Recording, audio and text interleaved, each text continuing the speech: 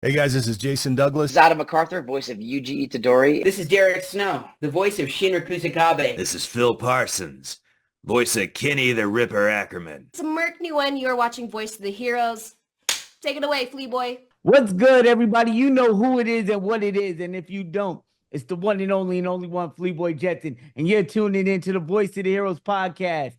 So if you're tuning in for the first time, please don't forget to like, comment, and subscribe. Also, click that notification bell so you don't miss out on any interviews or discussions on your favorite heroes and villains from across the world. And today we got a very special guest. No, we have a legend in the house when it comes to voice acting. This man is one of the most iconic characters in Dragon Ball. He's also been in every one of your big three: One Piece, Bleach, Naruto. You can also hear him in all the great other anime shows like Hunter x Hunter, One Punch Man, My Hero Academia, JJK, Demon Slayers, Seven Deadly Sins, Digimon, Pokemon. The list goes on and on. I'm talking 12 BTVA awards, another 10 nominations, 4 decades in the business with over 700 plus characters. Let's welcome Kyle Hebert. How you doing to the show? Hey, I'm doing great, man. That is one hell of an introduction, man. Hey, man, you got one hell of a resume. Thank you. Yeah, I've noticed when people scroll on IMDb, they said they have to keep scrolling and scrolling and scrolling because it's Oh, you don't even know. long. It was massive. And mind you, I got the news last night that you was coming on the show. So when my manager got the information, I was knocked out.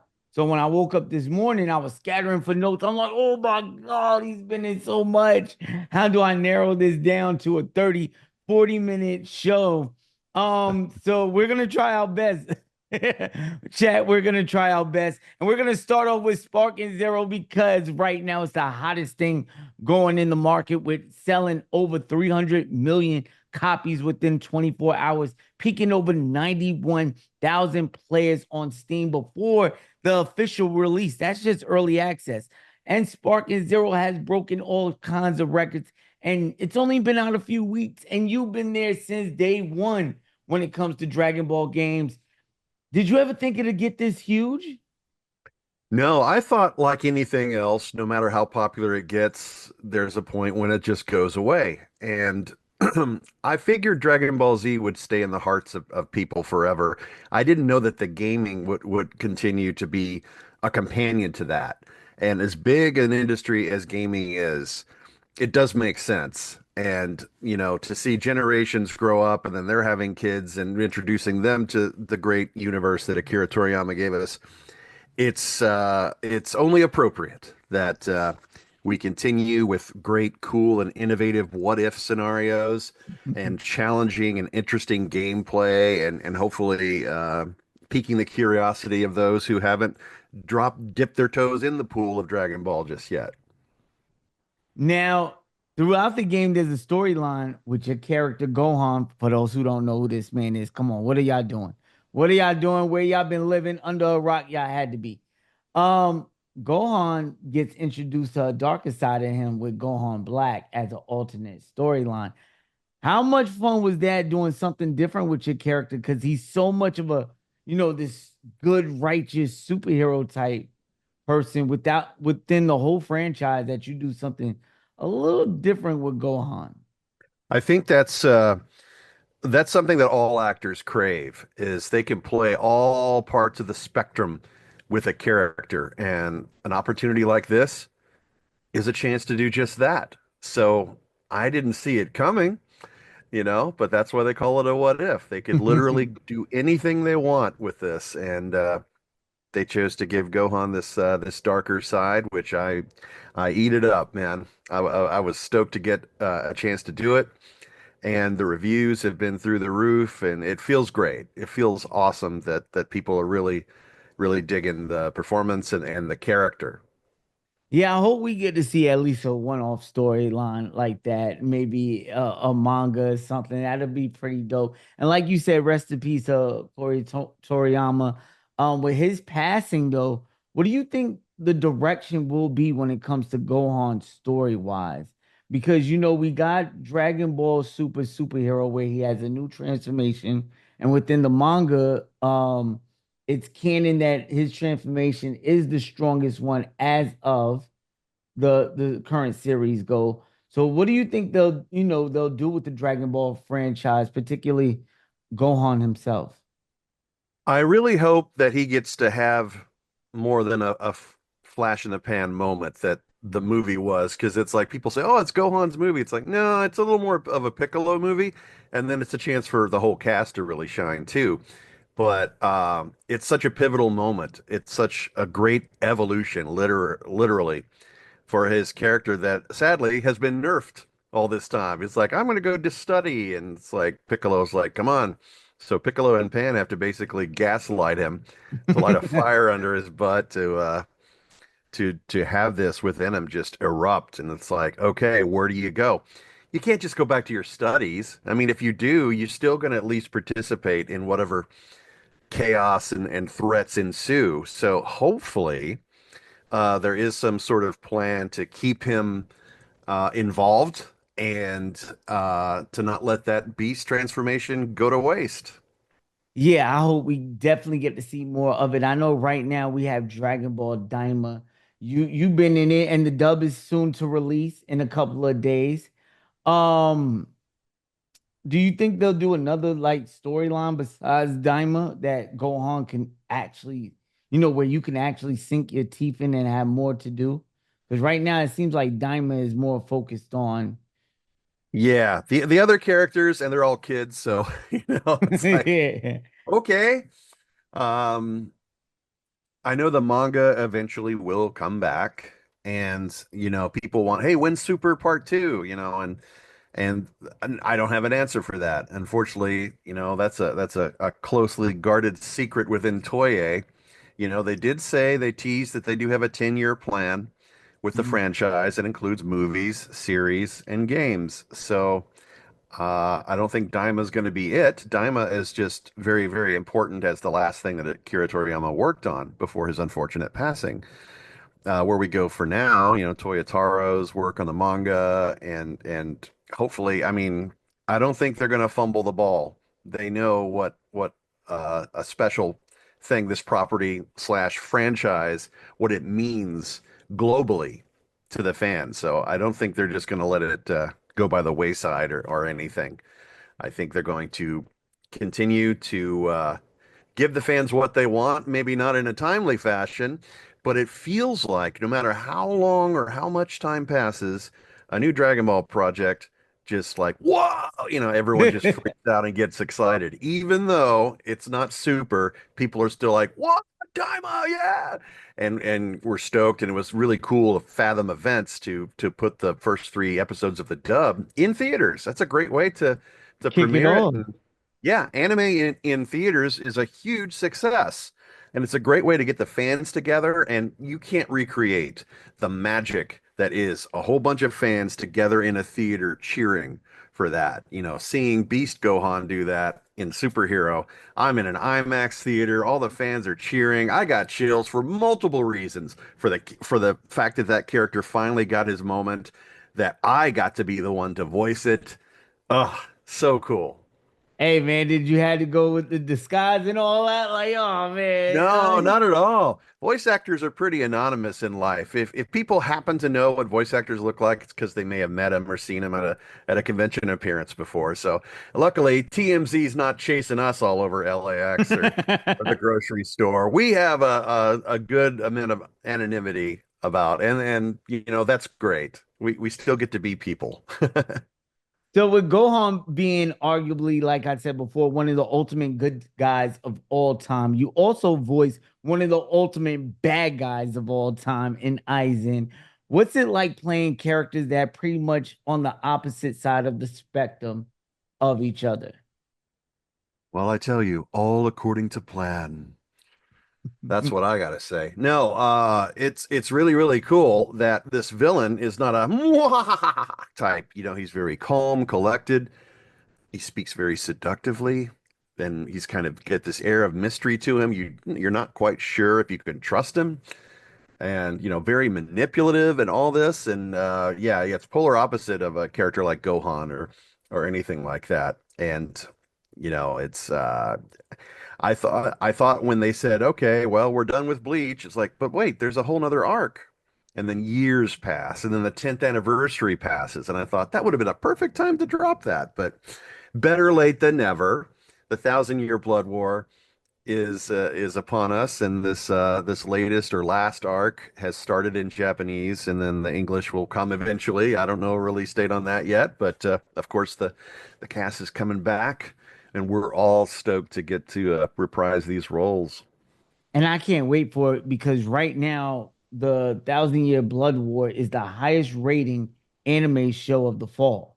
It's Oh, beating out Blue Lock. Every episode is hitting 9.5 and better on IMDb, which is phenomenal. Your character just had a major episode that got fans like, oh my God. So it's pretty dope to see. And the turn and betrayal of Aizen was one of the biggest twist in all of anime. Did you study up on him beforehand when voicing him, or did you, or what, or were you surprised like everyone else? I didn't really do research because I'm used to, as a voice actor, going in as a blank slate to my session. There's no rehearsals, no dry runs, or no previewing of the episodes ahead of time. We go to the session. The director at the time was Wendy Lee. You may best know her as Faye Valentine from Cowboy Bebop. She directed those early episodes when Mm. Aizen and my other character, Ganju Shiba, first appeared.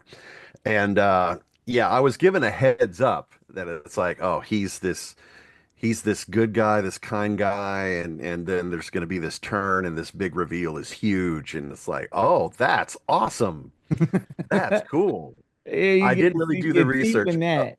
Yeah, yeah. Other than, ironically, when I did look at the audition script, it said he was mysterious and calm and encouraging, but you're not really quite sure what his motives are. My mind went literally to the voice of the AI computer HAL 9000 in the classic sci-fi movie 2001: A Space Odyssey, and that was made in Oh, 1968. This rogue AI basically unplugs the life support system of astronauts and is a real threat, but he sounds friendly. Oh, I'm sorry, Dave, I can't do that. And I just channel my impression of that AI, and it just suits Eisen perfectly. So I did the audition and thought, man, I hope this connects, and it did. So I was stoked to get to channel a bit of my movie nerddom into it. hey, I love that for you. We see you got a lot of fat gum toys up there and stuff like that. How good of a feeling is it to know that so many of your characters have merged, Funko Pops, things like that? Was that ever like a dream for you or something? Because I know if I voice a character and it gets its own lineup and toys and things like that, how is that experience?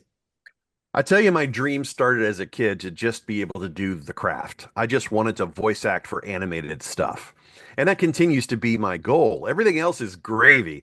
And I'm able to say now comfortably, I'm able to make a living doing what I love when I can go to the conventions and sign the Funko Pops, things that I thought again would be a flash pan and just gone. It's like here's the latest trend and then it's gone. No, Funko Pops are still alive. They're still thriving, and the people have been bringing the Beast Gohan Funkos through the line, and the Aizen one that just dropped.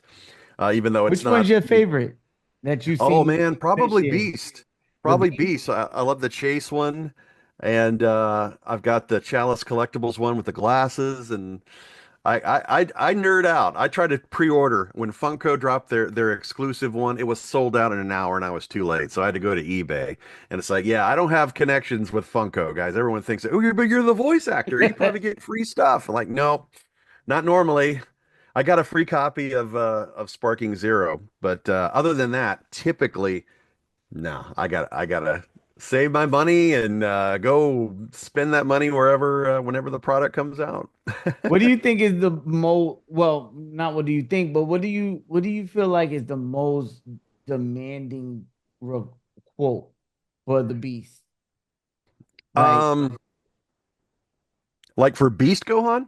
yeah, or for cons period, because I've seen your Instagram. I follow you on Instagram. For those who don't, let them know where they can follow you at so they can stay up to date with cons and things like that. Yeah, at Kyle Hebert, Hebert. You don't spell it Herbert.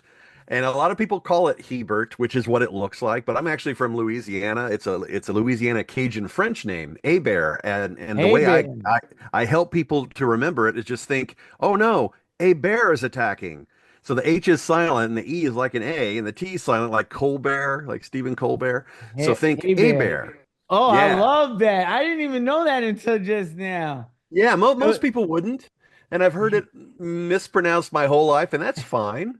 That's cool. I Hey didn't come up Bear. with a So it's stage called Hey name. Bear. A Bear, yeah, And you've done a lot of traveling this year. I mean, so much. yeah, how was that experience? Do you ever get, sick of it or, is it like, oh, The downside really is sitting on planes for hours. When you're tall and have long legs, it's not comfortable. But once I'm there and I'm out on the convention floor and I'm meeting fans and hearing their stories and doing panels and whatnot. It's so worth it. It's one thing to connect with people on social media and everything, and I love social media and I love live streams and the fact that we're able to connect this way, long distance, and have a conversation and everything. But you can't really replace the face-to-face experience. And I yeah. love that I get to do this for a living, and I can meet the people that are really appreciative of the stories that I have been very fortunate to be a part of. And that's just that's amazing to hear stories because when you're in the booth, your job is to deliver a performance that the director signs off on, right? And then once it's out in the ether, it's out in the world on streaming services nowadays and whatnot, or physical media, the fans are like, "Oh my gosh, this is so great! Hey, your story or your character came along at a time in my life when there was so much strife and I was depressed and I couldn't find a way out, but your character or your story or the show or game that you're in really helped me." And that's the coolest thing ever. It's like, wow, I never thought of it, but I guess actors are a kind of therapy. Yeah, it is. And this is what this platform is about to give, actors their flowers because so many times with your voice, have you made us cry? Have you made us laugh? Have y'all made us angry? Like, Sure. things like that. Y'all been a part of our childhood and even our adulthood where we still, because anime is not like it used to be, where,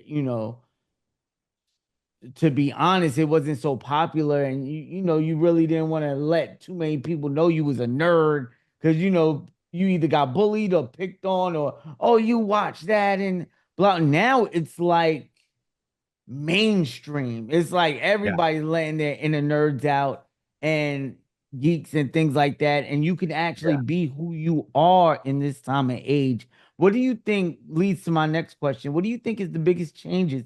Because you've been in this industry since I want to say the beginning, it looks like, since Well, when it 2000 comes is when I first auditioned for Dragon Ball Z. There were open casting calls. I used to be a DJ on the radio in Dallas. Heard ooh, about that. And I used to just DJ go to Gohan. cons as a fan. What's that? DJ Gohan. I've DJ heard. Gohan, yeah. No, no, man. It was really, really cool. Some station coworkers said, "Hey, Funimation, which is now Crunchyroll, they're in town too." I was in Dallas at the time. That's where Crunchyroll HQ is. And at the time it was Funimation. So I'm like, oh yes, this is a chance. I was already a fan of Dragon Ball Z since the late 90s. And then this opportunity comes along. It's like, oh man, maybe I can finally break into animation voiceover. So I went in, tried out, and I got hired within 2 weeks. I started doing bit part voices on the Bardock special and the end of the Cell Saga. You can hear me as King Furry on the Cell Saga and one of Mr. Bourbon's gang members. And then Gohan goes to high school and they say, "Congrats, Kyle. You passed the test. You're our Gohan." I'm like, what? So my life changed. My life totally changed. Amazing. And I've That must seen that's been the ticket to go from attending cons to being a guest at cons. So a little bit wild to be saying, "Hey, I used to go to this con as a fan. Now I'm going as a guest." That's unreal. But like you said, at a certain point, being a nerd was getting bullied, and you're almost like you're closeted ashamed that you're can't let people know that I like this stuff. Then I've seen that blossom into the full Comic-Con mode, where and Marvel MCU and everything. Now it's cool to be considered a nerd. You wear your freak flag high, and it's great. So we can celebrate community and diversity and inclusion. So people of all backgrounds can show off that it's like, I love these stories, I love these characters, and we can all celebrate it through cosplay, through collecting all the merchandise, and supporting the artist of the industry that create this stuff. Yeah, I think that's the most important part. I think when you're a fan, it goes beyond just watching. It goes to Yeah. supporting the voice actors, the people behind it, the directors, the engineers, everybody that has hands in it. It goes, and when you're a true fan, you do support them things, and you know, all you're seeing is fans at cons now. And it goes back to my old question I almost forgot about. Oh man, I'm slipping. What's the favorite quote that people hit you Favorite for? quote? I tell you, when people want to hear a Gohan quote, my go-to is fight you? No, I want to kill you. But now with Beast, I got to do is that all you got? Okay, then guess it's my turn. And Oh, I love I it. watch I fully love grown it. men turn into little schoolgirls. They're like, they That's the freak out. best. I'm not even gonna lie. Usually on this show, a lot of my friends they be like, "Yo, man, your cheeks be so high, and you be look geeking out like a little kid." It's because, man, I love what I do right now, and I love talking to y'all. And when I Sure. hear stuff like that, and how y'all so quick to switch on and off, because your range has to be huge for 700 different characters. Where do you find not even just the personalities, but the voices for so many characters? I tell you, as again, going back to being a huge movie fan, I can be inspired by bit part characters or major roles, and just character actors' performances, and the subtlety and the nuance, and maybe speech affectation or an accent. All these stuff just mixes up in a blender in my head. And when I see an audition for a character, it just takes a little something and spits it right out. And, I do my best. It's a very competitive world. Every voice actor, no matter if they're new, old, veteran, or in the middle of their career, everything is on an equal playing field, as in most stuff you try out for, you don't get called in for. You don't book the job. But that's par for the course. That's just what this career is. It's very competitive and all that. I'm by nature am not competitive, but I just think there should be work for everybody. But and I want to, of course, I want to book everything I read for, but I'm not going to. And it's not a personal thing. It's just people either hear it in their head or they don't, and they just move on to the next audition. And I've been blessed to them to like, and in some cases they just come to me because I've recorded with the studio enough times. They could say, "Hey, we got this guy in Seven Deadly Sins, Escanor, the Sin of Oh Pride. We think my you'd be a God, the perfect fit for GOAT. that." Yeah, it's like, who decided that? Apologize to me that you were born into my world. Like, That's a perfect example because Escanor, he has layers to him yeah, where different personalities, if I might say, like a Jackal and Hyde situation. And to pull even that character off shows your range, which I truly love. And my God, I don't want to go into spoilers, but man, if you know. How was that for you, saying goodbye to that character? it was a longer process than I thought. I'm so used to things happening pretty quickly with my characters. So getting a chance to really get everything off his chest was very poetic and beautiful. And, you know, um, it's great to have closure, because normally you don't necessarily get that with a lot of characters. But And a this was beautiful one definitely at one of that. these. Yeah, It was yeah, it was totally. it was definitely a beautiful one, man. Hats off to you. Great performance in that. Me, one of my Thank personal you. favorite performances that you Thank have you. done. Now we talked about the positive side of cons and the fans. Let's talk about the negative side because Dragon Ball, especially Dragon Ball fans, they're real committed, real crazy. they're radical sometimes. What's been the craziest experience you had with a fan? Um, Fortunately, the negative aspect to fandom is a minority, and they're very vocal. And you'd think that, thanks to avenues like Twitter and so for all social media, they speak loudly, but they're not a majority.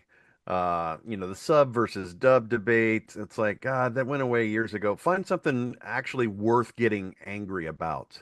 You know, if you have access to something and watch it in the way that you're comfortable watching it, then you're being served. You have the product.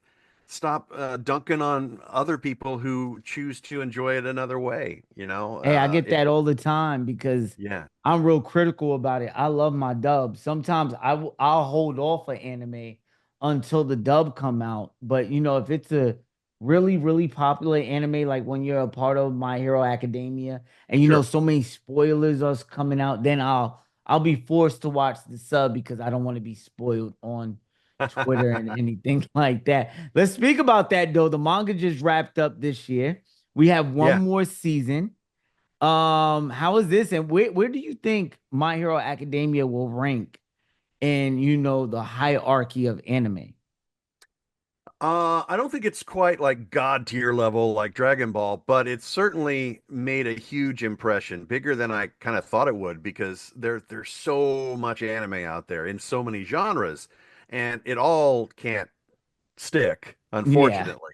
There's a lot of great stories to tell, and just because it's not a hit doesn't mean it's a bad story or anything. It's all worth taking a look at. But seeing the passion and the cosplay and how big that title has really really come around to over the years, that means a lot. And that show is special, and it's special to the people that work on it, and it's definitely special to the people embracing it, the manga and the show, and it's worldwide, just like the rest of anime.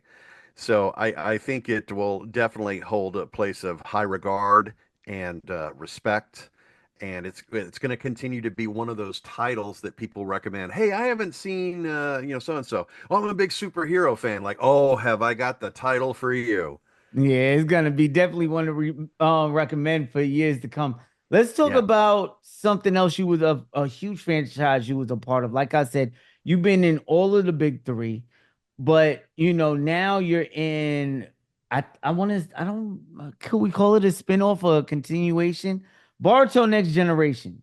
You play two key characters in Naruto and Naruto Shippuden and Jugo and Kiba. How do you feel about the character development of those two characters in Boruto Next Generation? Well, it feels like Boruto may be on hold right now. I haven't recorded on that in forever, and Kiba hasn't had as big a part in that, other than, I'm glad he's still around. He's rocking a soul patch.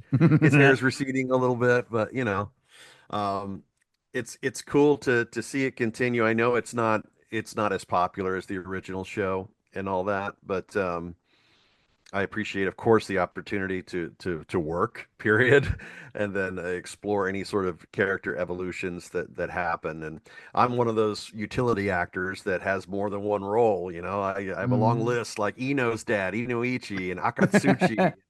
One Gamaken is one of the toads, and various ninjas throughout the show that Yeah, aren't you named. play a good 20 different roles on that I play franchise. a lot. I play a lot. Yeah, I'm the guy they call when they say, "All right, we got a bunch of small things. We gotta patch up the holes in. Let's bring in Keith Silverstein or Kirk Thornton or Kyle or whoever, and who can give us a bunch of little guys, and they all sound different and everything." So I love that. That's what's up, man. I want to see more Kiba. He's a fan favorite. Me personally, Naruto is what got me into anime. It was my gateway. It's one of my favorite animes of all time.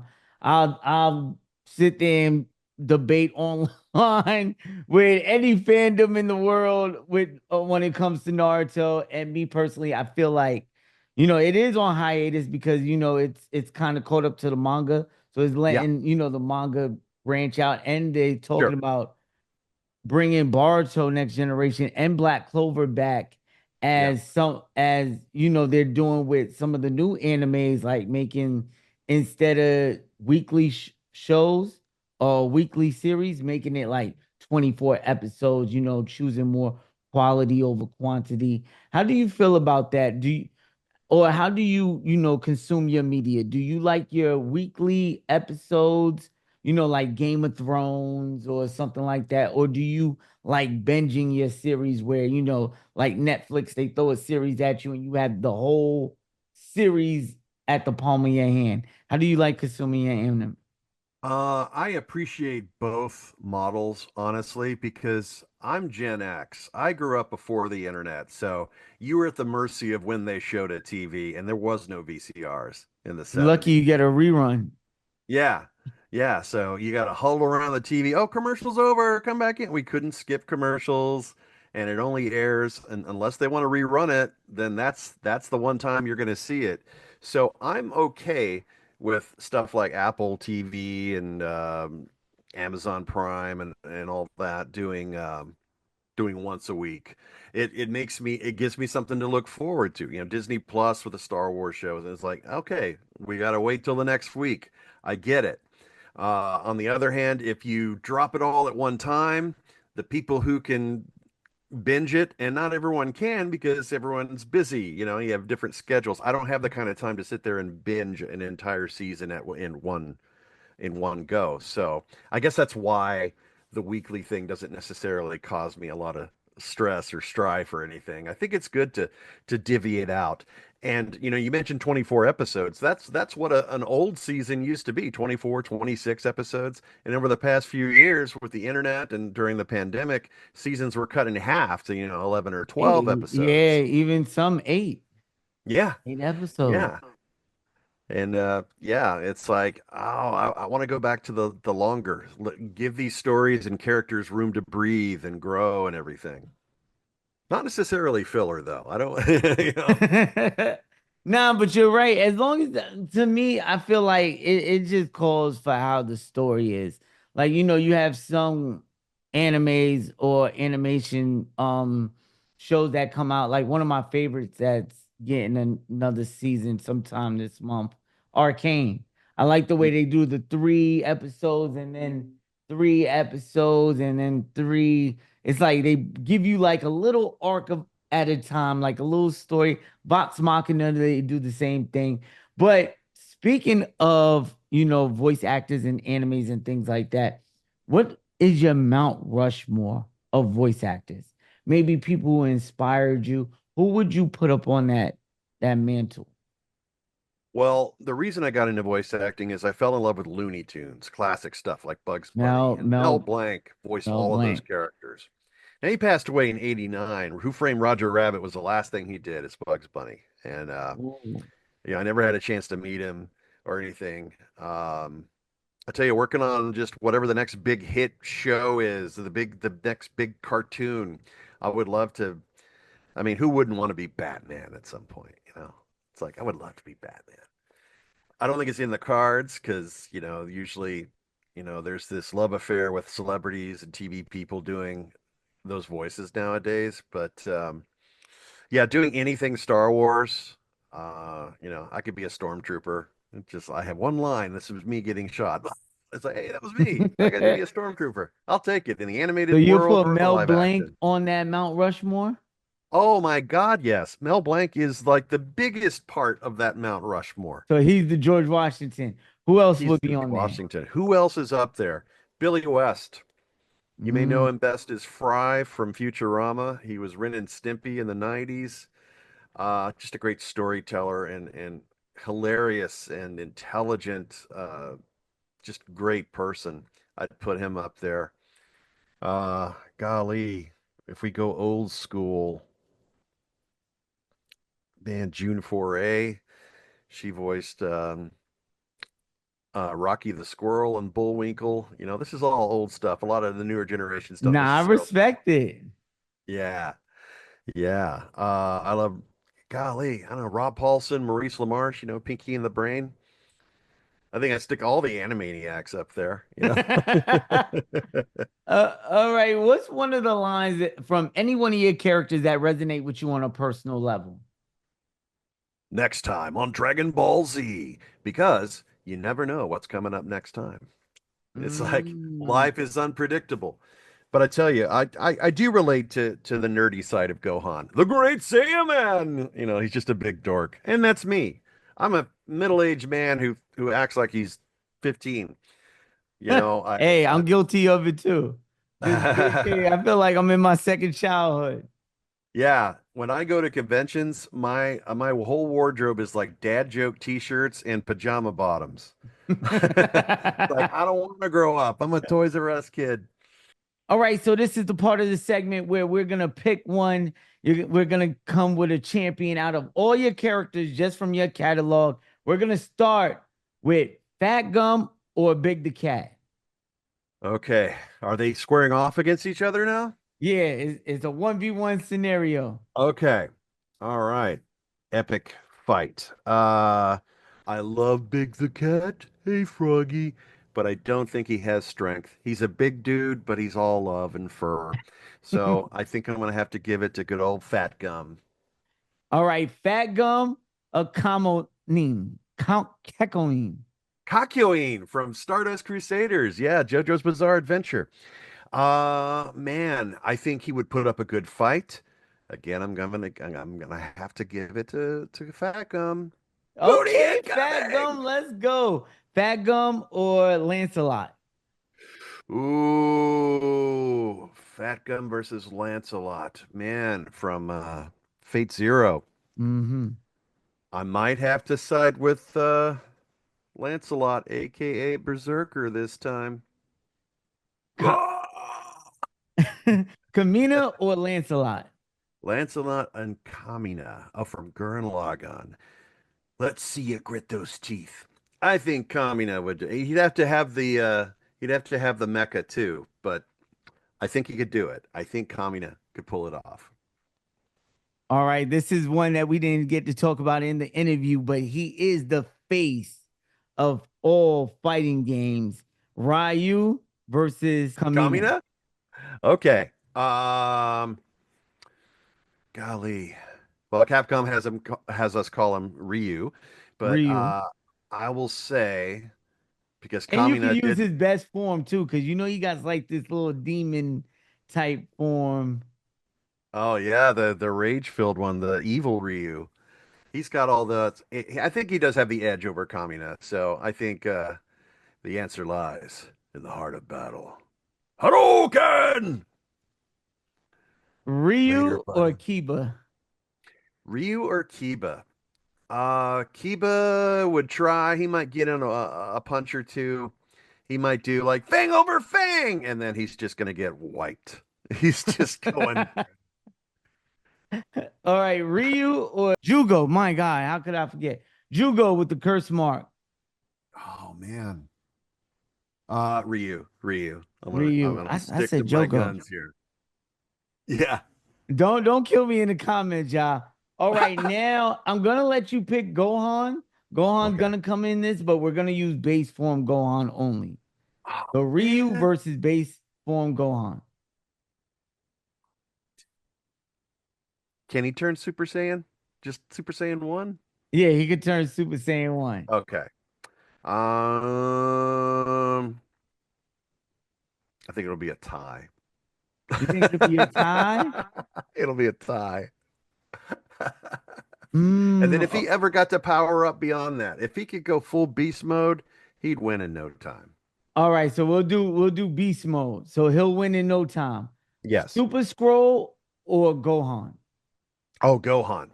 Super Skrull is the Hulk, space Hulk of the Marvel universe. I got to voice him in Earth's Mightiest Avengers on Disney XD back in the day. Yeah, which was one of Um, the best versions of the Avengers I've ever seen. Great yeah, story. yeah. Good stuff. Good stuff. He'd put up a good fight, but no, I think he'd go down ultimately. All right, Gohan or the Atomic Samurai? Atomic Gohan Samurai. versus Atomic Samurai from One Punch Man. Oh, Gohan would just wipe the floor instantly. um Greymon's purest form, which Okay. is what is it? Amumon Yeah, I believe so. versus Gohan.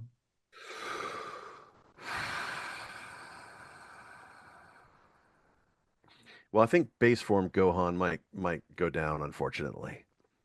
But Beast would it'd take about 5 minutes as opposed to one. so so yeah. Greymon and Hamidon they'd be able to get a couple in before the floor. Pycon or Gohan? Pycon or Gohan? I think they should team up, honestly. Hyper Tornado! Jeez. I think Gohan, just base form Gohan, could barely squeak by. I think, yeah, that'd be a All right, challenge. here we go. Here comes the big dogs. So I'm Okay. gonna let you use Beast Gohan. Beast Gohan or the Hulk? Beast Gohan. Beast Gohan or Escanor? Oh, depends on the time of day. You know, if the sun's lights out Both of them at their purest. oh man. Ooh. Maybe Escanor. You know, unless he's at his weak Escanor point. or Aizen? Aizen, welcome to my soul society. Okay, thank you so much, Kyle, for coming through, man. It was a pleasure. I hope to see you again. Heroes, don't forget to like, comment, and subscribe. Let them know where they can find you again on social media. Yeah, I'm on Twitter. I refuse to call it X. And Instagram with the same username, Kyle Hebert, KYLEHEBERT. I'm on TikTok. I do a lot of live streams where I'm blasting metal music and doing Q&A and all sorts of stuff at Kyle Hebert VO. And I'm on Blue Sky at Kyle Hebert and all sorts of everywhere. Honestly, I'm so easy to find. All links will be in the description below. Heroes, don't forget to love yourself, pass that love on, and love others. Until next time, we're out of here. Sing it with me.